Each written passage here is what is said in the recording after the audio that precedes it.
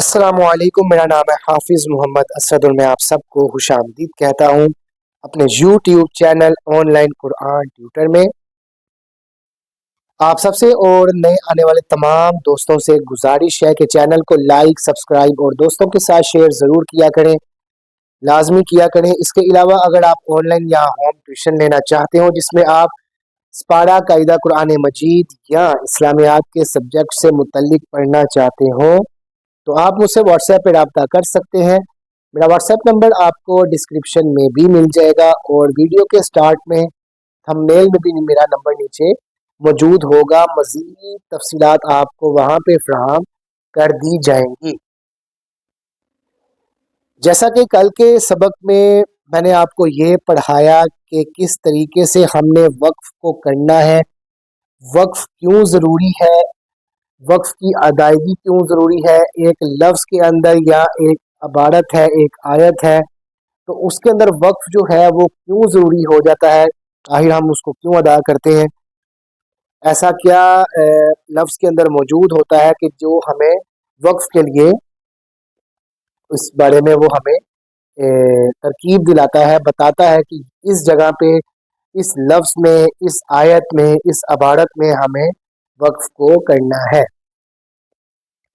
तो ये तमाम चीज़ें जो है मैंने आपको पहले सबक में बताई कि किस तरीके से हम पढ़ते हैं, वक्फ को लाजिम किस तरह से किया जाता है, अदा किस तरह से किया जाता है।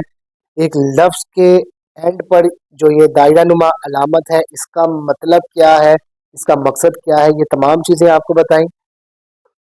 आज के सबक में भी इंशाल्लाह ताला 2 लाइनों को कवर करेंगे क्योंकि यहाँ से ज़रा थोड़ा सा बहुत ज़्यादा सबक अहमियत का हामिल है, तो इसलिए बहुत एहतियात से, बहुत ध्यान से समझ कर जो है इस तमाम सबक को हमने पढ़ना है।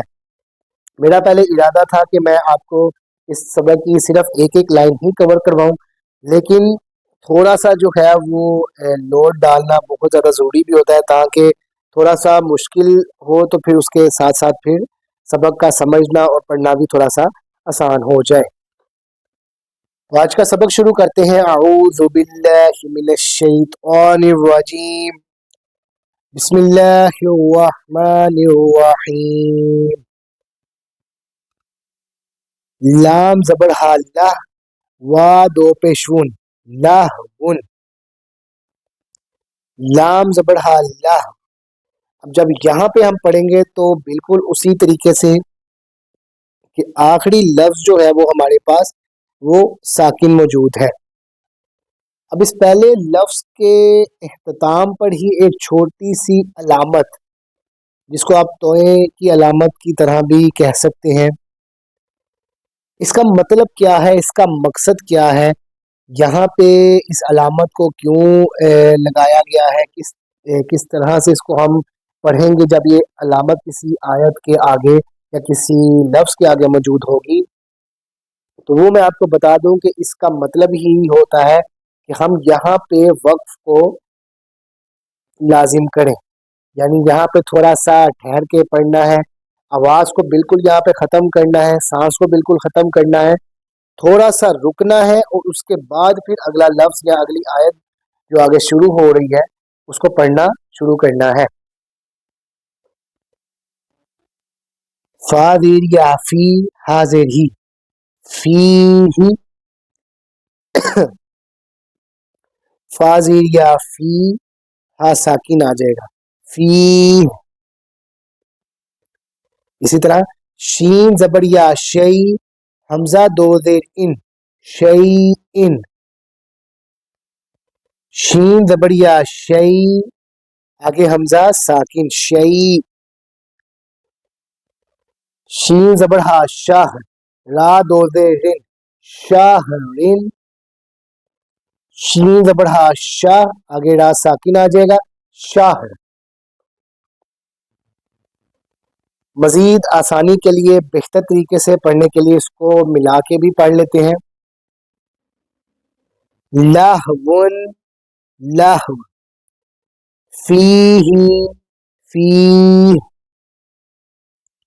शैइन, शै, शाहरिन, शाहर।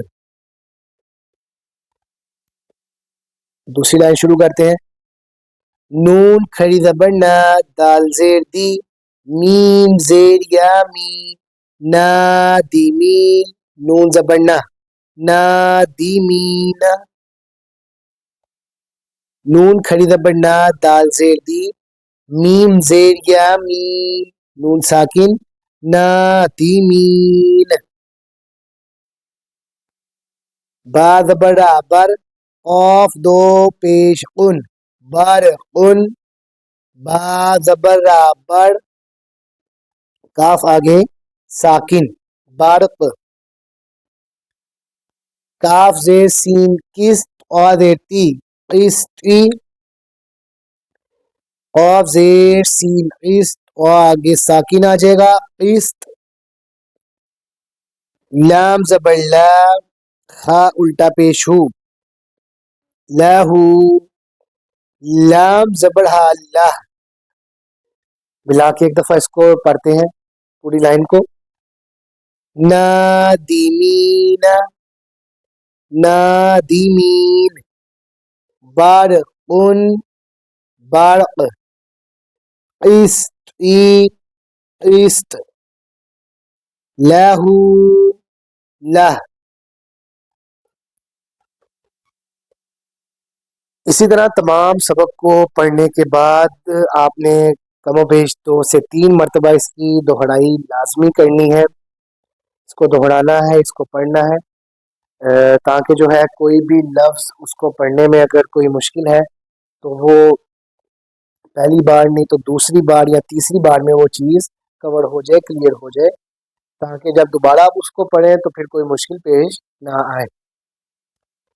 آج کے سبق میں صرف اور صرف 2 لائنیں ہی ہوں گی، اور آنے والا سبق بھی ہے کوشش کروں گا کہ اگر مجھے مناسب لگا تو میں ان کو 3 لائنوں میں کور کر لوں، نہیں تو پھر 2 لائنوں میں کور کریں گے، کیونکہ یہ لفظ جو ہے وہ بہت زیادہ امپورٹنٹ ہے. ان کا سمجھنا، سمجھ کے پڑھنا بہت زیادہ اہمیت کا حامل ہے.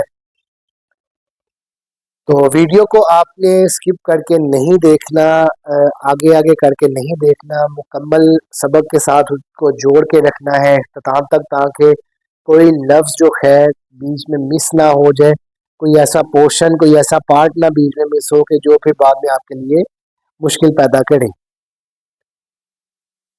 ویڈیو سے متعلق یا اس سبق سے متعلق اگر آپ کوئی سوال پوچھنا چاہیں یا سبق سے متعلق کچھ پوچھنا چاہیں تو کمنٹ سیکشن آپ کے لیے موجود ہے.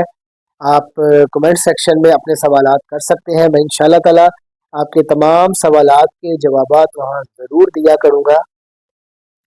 اللہ تعالیٰ کی بارگاہ میں دعا کرتے ہیں کہ جو سبق آج ابھی ہم نے پڑھا ہے اس کو اپنی بارگاہ میں قبول و منظور فرمائے.